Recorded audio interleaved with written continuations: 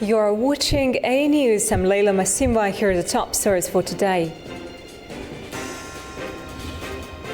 Ukraine says preliminary deal on minerals agreed with the US. Trump says that Zelensky is set to visit Washington on Friday. Trump faces backlash over his AI video of Gaza. People living there say the images did not include its current inhabitants. The European Commission unveiled its €100 billion plan to support clean manufacturing.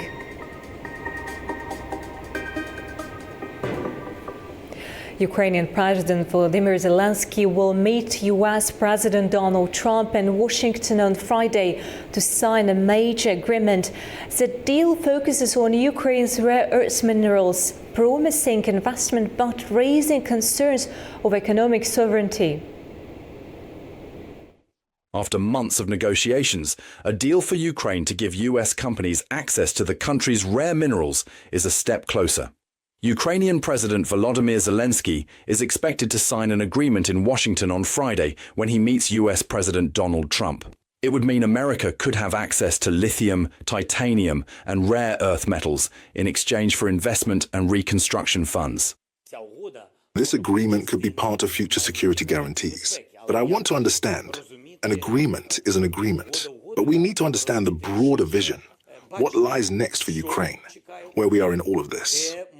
Trump sees this deal as an economic transaction and one that helps the US recoup the vast amounts it has spent on military aid. As you know, we're in for probably $350 billion. Europe is in for $100 billion.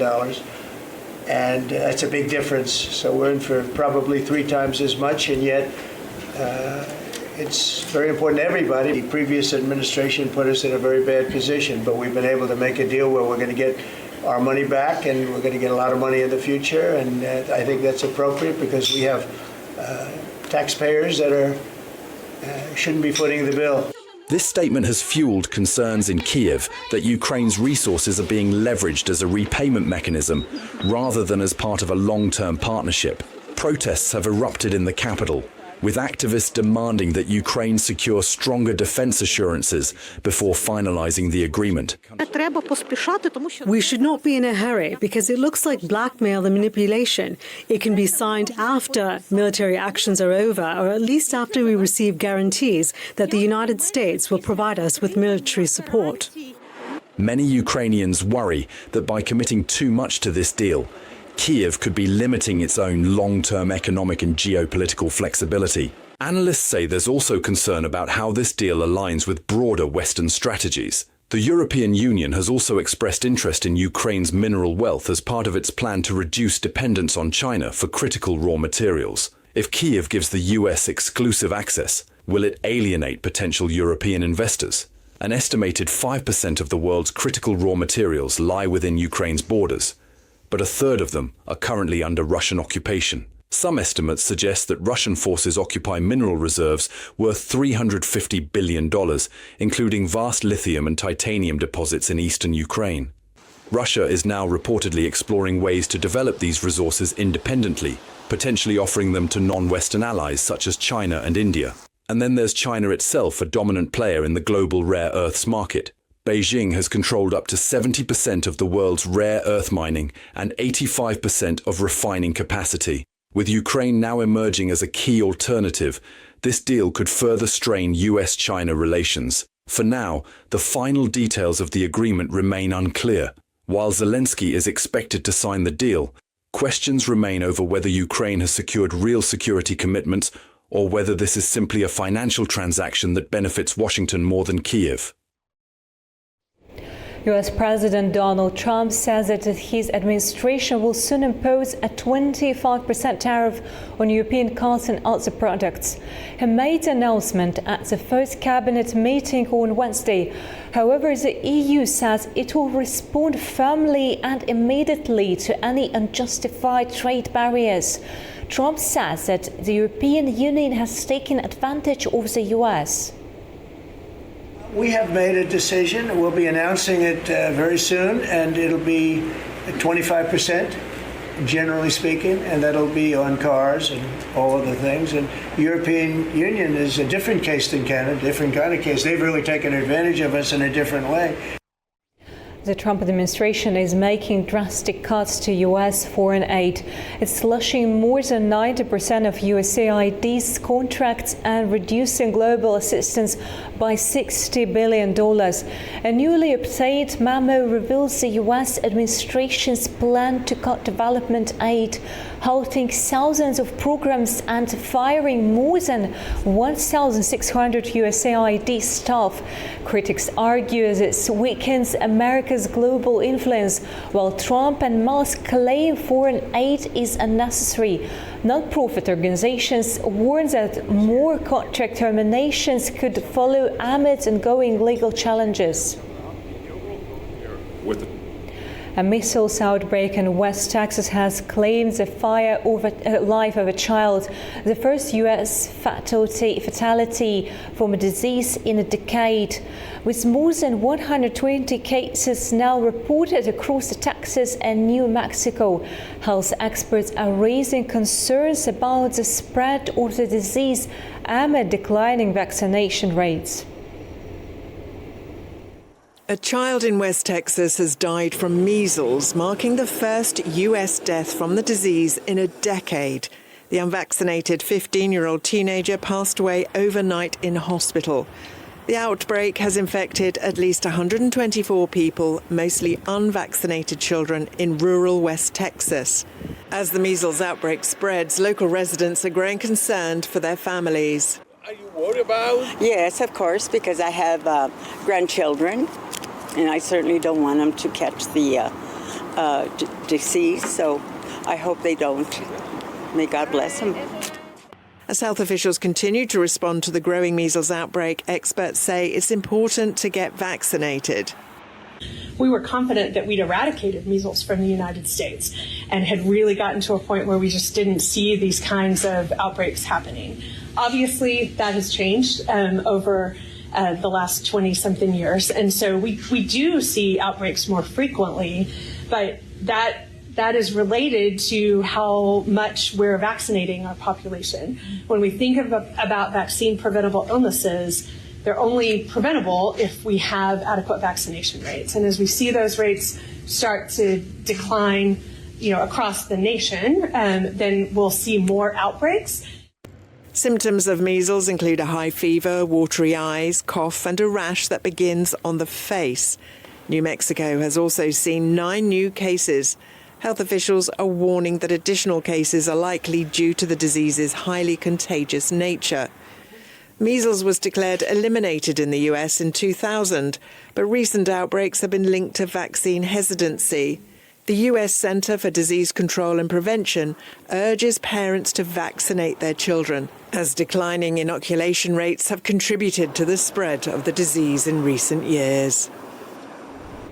Hamas has handed over the bodies of 4 Israeli hostages to the Red Cross early Thursday in exchange for Israel's release of 602 Palestinian prisoners.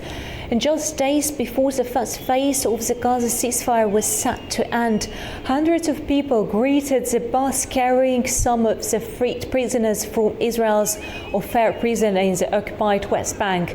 The first phase of the ceasefire involved the exchange of 33 Israeli hostages for about 2,000 Palestinian prisoners, the withdrawal of Israeli troops from some Gaza positions, and an influx of aid. Gazans have reacted strongly to a video posted by US President Donald Trump promoting his vision of Gaza as a luxurious beach resort. The artificial intelligence-generated film featuring towering skyscrapers, a golden statue of Trump, and American and Israeli leaders alongside Elon Musk has sparked outrage among Palestinians who rejected any suggestion of displacement. Barefoot Palestinian children walk through the rubble of Gaza before transitioning to a futuristic skyline of skyscrapers along the coast. This is US President Donald Trump's idea of what the Strip could look like. The artificial intelligence-generated video posted by Trump shows a Gulf state-style resort. In creating this, he's proposing removing 2.1 million Palestinians from the area to turn the territory into a US-owned Riviera. For many people there, Trump's vision is not only unrealistic, but deeply offensive. The President of the United States of America published a video showing that he wants to rebuild Gaza after displacing its people. So we are asking him, why displace its people? Why doesn't he come, say welcome, come and rebuild Gaza with its people in it? Its people can rebuild it. He can pay money, fix things, and free us from this occupation. The one who is saying those words, if we say to him, leave your land, would he be happy? Trump or others, or foreigners, would they be happy with their own displacement? They wouldn't, because it's their land. I have lived in Gaza. I don't want to go to Egypt. I would live the rest of my life feeling that I've been wronged and like a stranger.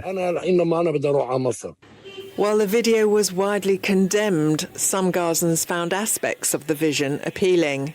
Regarding the video that has been published and shared on social media websites, I am with the idea of Gaza being transformed from its current state to a beautiful second stage, where it would be constantly rebuilt and we would not be exposed to war or destruction. Its people should live in safety. I always say this and repeat it. Gaza is beautiful with its people.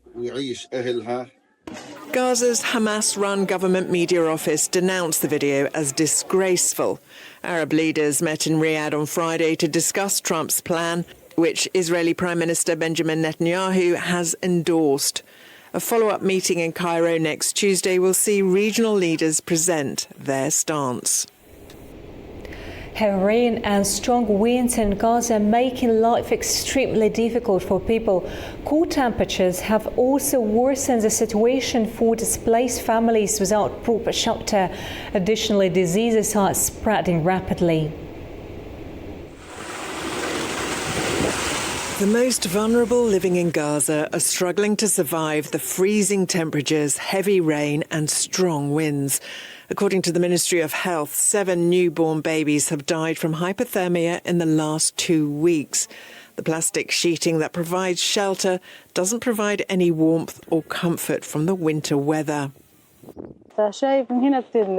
As you can see, water is pouring on us from all sides. I am trying to stabilise it with sticks, but it still leaks from the other side, so I moved my children to another spot. Our belongings are scattered everywhere, but the water keeps coming in and everything is soaked. We haven't slept all night, and I have no idea what to do. The wind is so strong that it lifts the tent. I don't know how anyone can survive in such conditions. Our situation is extremely bad. It's not just surviving the challenging elements, it's diseases and infections that are also cause for concern. The most common diseases now are serious skin infections. My little sister suffers a lot from skin diseases, and I mean unusual skin conditions. This is because of the polluted water we get from the wells. The water is so contaminated that it causes heart and intestinal diseases as well. The most at risk are infants, pregnant and breastfeeding women, as well as the elderly. Hospital health officials are calling on mediators in the conflict between Israel and Hamas to urgently provide mobile homes as temporary shelters for more than 280,000 families. They also call for fuel deliveries to ensure warmth and safeguard young children from the harsh weather conditions. The European Commission unveiled its €100 billion plan to support clean manufacturing while remaining competitive. Critics argue that it's a form of deregulations that could weaken workers' rights and environmental protections. The European Commission unveiled a €100 billion plan to boost EU-made clean manufacturing as part of its Clean Industrial Deal. The initiative aims to help European industries struggling with weak demand, cheap imports and higher energy costs compared to the US and China. The deal includes collaboration with the European Investment Bank to ease costs for renewable energy contracts and support grid manufacturers. The Commission also proposed creating an EU critical raw materials centre to jointly purchase key metals and minerals for the energy transition. While the proposal has been welcomed by some, it has faced opposition from trade unions and environmental groups who argue that the plans could lead to deregulation, weakening workers' rights and environmental protections. Activists staged protests outside the Commission's headquarters in Brussels. The deal, which also includes easing state aid regulations and lowering energy costs for industries, is central to European Commission President Ursula von der Leyen's strategy to revive Europe's industrial sector. It will be presented to industry representatives in Antwerp this week. Oscar-winning actor Gene Hackman and his wife Batsy Arakawa were found dead at their Santa Fe home. Authorities confirmed their dog was also found deceased. Hackman, a Hollywood icon with a career spanning 6 decades, won 2 Academy Awards for The French Connection and Unforgiven films. He starred in over 100 films, including Bonnie and Clyde, Mississippi Burning, The Royal Tenenbaums, and Superman. Santa Fe County Sheriff Arden Mendoza stated there were no signs of foul play, but did not disclose a cause of death. Authorities are awaiting approval for a search warrant as the investigation continues. It's kind of fun. I would love to be a little mouse and kind of go around and see. Pope Francis remains in a critical condition at Rome's Gemelli Hospital, battling double pneumonia. On Wednesday, the Vatican reported a slight improvement in the 88-year-old's condition. Officials say a CT scan of his chest showed normal progress in the inflammation of his lungs. Hundreds of faithful gathered at St. Peter's Square to pray for the Pope's recovery, while services and prayers are being held worldwide. NASA has launched a satellite to search for water on Moon, a key resource for future space missions. The Lunar Trailblazer lifted off aboard a SpaceX Falcon 9 rocket from Florida's Kennedy Space Center. 5, 4, 3. The NASA satellite is now on its way to the Moon, aiming to discover where water exists on its surface.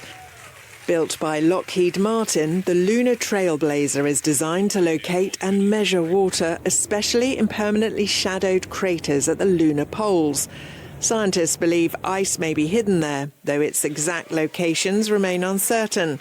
Previous research has even found traces of water in sunlit areas.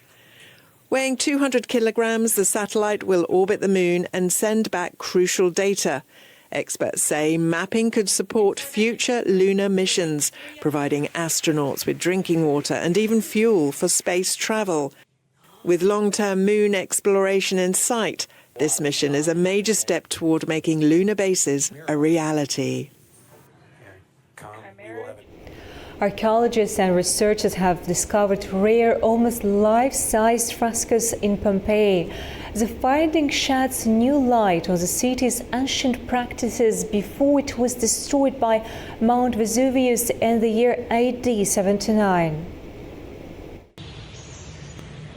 These beautiful rare frescoes dating back to 40 to 30 BC in Pompeii offer fresh insight into religious practices in the ancient city before it was destroyed by Mount Vesuvius in AD 79. They feature a large-scale frieze that spans 3 walls of a banquet hall, revealing vivid imagery of the initiation rites for followers of Dionysus, the ancient Greek god of wine, fertility, theatre and religious ecstasy. The director of the site says they show initiation rituals known as the Mysteries of Dionysus. According to him, these are secretive religious rites that promise spiritual enlightenment and a blessed afterlife. More than 100 years after the discovery of the Villa of the Mysteries outside Pompeii, here's another great frieze about the mysteries of Dionysus. We see his followers, the Maenads, dancing and hunting. We see young satyrs playing the flute. And at the center we see what seems to be just a normal woman, beautifully dressed, but it's not quite clear whether she is a mythological figure or someone who we could have met here in the streets of Pompeii 2,000 years ago. And she's accompanied by an old Silenus with a torch, who is conducting her to the nighttime rituals of the god. So what we see is actually a scene of initiation into the mysteries of Dionysus. Images depicting hunting can be seen illustrated by females as both dancers and fierce huntresses. One carries a slaughtered goat on the shoulders and another holding a sword and the entrails of an animal in their hands. This latest discovery is in an area known as Regio IX, which began in early 2023. So far, more than 50 rooms, including workshops and atrium houses, have been revealed. London's famous Piccadilly Circus is once again shining bright for Ramadan. For the third consecutive year, the heart of the British capital is adorned with stunning lights in Coventry Street, celebrating the holy month with a spectacular display. The initiative has become a cherished tradition, bringing communities together in a message of unity and inclusivity. Coventry Street, a major thoroughfare in London's West End, is now glowing with the message Happy Ramadan, illuminated by a breathtaking display of around 31,000 LED lights. The decorations, which will remain in place until March the 29th, symbolize not only the spirit of Ramadan, but also London's commitment to diversity and harmony. Ahead of the grand lighting ceremony, a heartwarming lantern procession took place, featuring schoolchildren carrying traditional lanterns. This event, part of the Ramazan Kandilleri project, added a touch of cultural heritage and community engagement to the evening's festivities. The honor of switching on the Ramadan lights was given to the Mayor of London, Sadiq Khan, who delivered an inspiring message, emphasizing unity in the face of global divisions. Across the globe, we have all forms of hatred, anti-Semitism, Islamophobia, and other forms of hatred.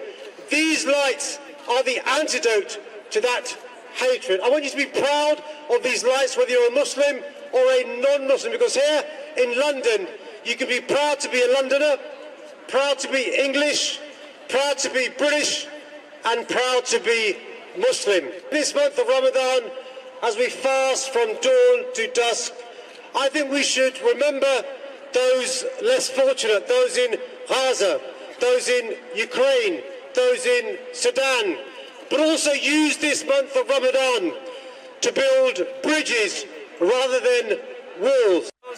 As Ramadan brings people together in reflection and generosity, this dazzling display stands as a beacon of hope, reinforcing London's reputation as a city that embraces and celebrates its rich multicultural fabric. Thanks for joining us. Keep watching A News for the latest, and we'll be back before you know it.